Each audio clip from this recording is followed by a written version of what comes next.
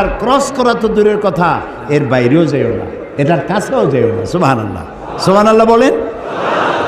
তো ইমানের রশিদি আমাকে বাঁধা হয়েছে আর আমার জীবনটাকে নিয়ন্ত্রণ করেছে ইসলাম।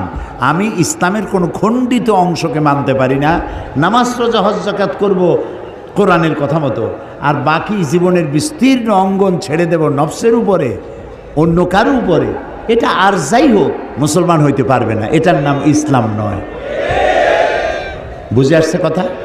তাহলে ইসলাম গতানুগতিকভাবে অন্যান্য ধর্মের মতো একটি ধর্ম নয়, এটি পূর্ণাঙ্গ জীবন ব্যবস্থা। গেল এক। 2 নম্বরে এই কোরআন, একে মনে করেছি ইবাদতের কিতাব। এখানে নামাজ আছে, রোজা আছে, হজ আছে, যাকাত আছে, এটা ইবাদতের কিতাব। আচ্ছা ভাই, আপনার কমন সেন্সকে জিজ্ঞেস করুন, আপনার সাধারণ জ্ঞানকে জিজ্ঞেস করুন। শুধু যদি নামাজ রোজা হজ যাকাতের কথা হয় তাহলে তো এক পারা নাজিল করলেই হইতো। বলেন আপনারা, এক পারায় হইতো না? সেই তো বেশি, টু মাচ, নামাজ রোজা হজ যাকাত। কিন্তু 30 পারা নাজিল হইল কোরআন শরীফ। যেখানে এক পারা নাজিল করলে হইতো, সেখানে 30 পারা আল্লাহ নাজিল করলেন। তাহলে কোরআন শরীফটা আছে কি সেটা তো আমাকে বুঝতে হবে। এটা বেদ না, এটা বাইবেল না, এটা ত্রিপিটক না, এটা জিন্দাবিস্তা না, এটা কোরআন। এটা কি বলে? এটা হচ্ছে কোরআন। এর মধ্যে সব আছে যা অন্যদের কাছে নাই।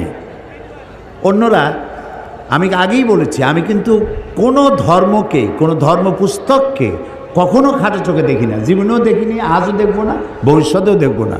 আমি তাদেরকে সম্মান করি। কিন্তু আপনারা পড়াশোনা করেন, আপনারা দেখেন বেদ সম্পর্কে কথা আছে যে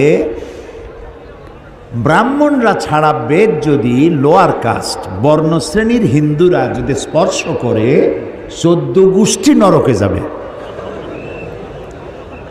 কিন্তু কোরআন শরীফ সম্পর্কে কি এই কথা আছে যে হুজুররা, মৌলানা আলমগীর সাহেব আর সভাপতি সাহেব, এই যে মৌলানা যারা আছে ওনারা ছাড়া সাধারণ মানুষের কোরআন ধরলে হাবিয়া দুজকে যাবে?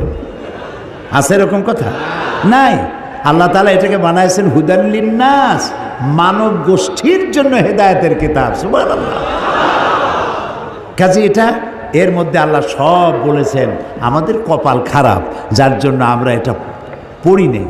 যদিও পড়েছি, শুদ্ধ হয়নি, অশুদ্ধ তেলাওয়াত করেছি, পড়তেও জানি না, তেলাওয়াত তো জানিই না, বোঝা তো দূরের কথা। এই যে হাজারো হাজার মানুষ এখানে, আমি যদি জিজ্ঞেস করি কোরআনে কারীমকে বিশুদ্ধভাবে তেলাওয়াত করতে পারেন কয়জন, যদি হাত তুলতে বলি তাহলে হাত কি বেশি উঠবে না কম উঠবে?